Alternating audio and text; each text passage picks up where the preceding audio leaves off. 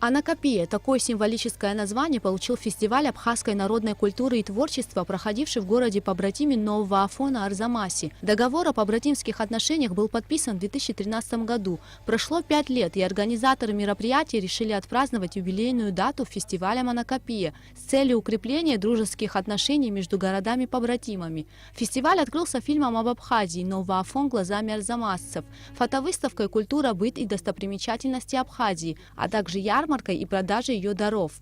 Фестиваль – это, естественно, международный формат.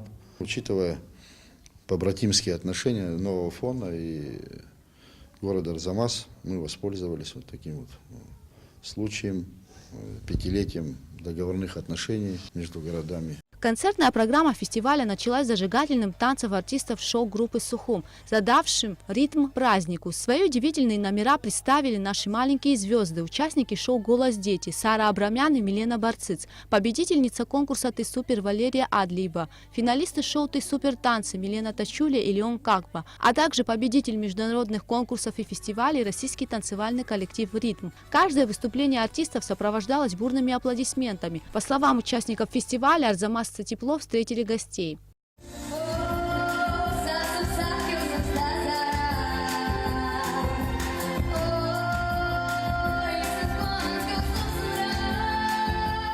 Мне очень понравилось, что они нас так тепло приняли.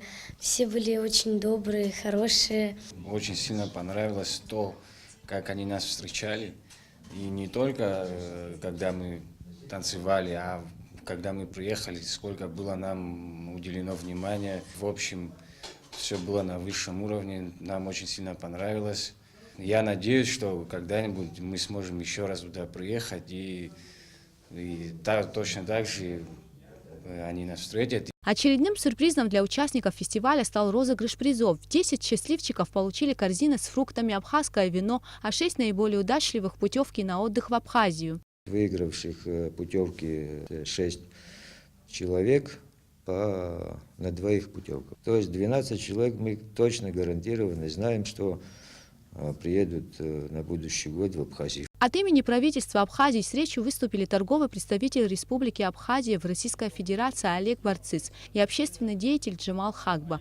В следующем году ко дню города Арзамас уже в Новом Афоне планируется провести фестиваль с участием известных артистов.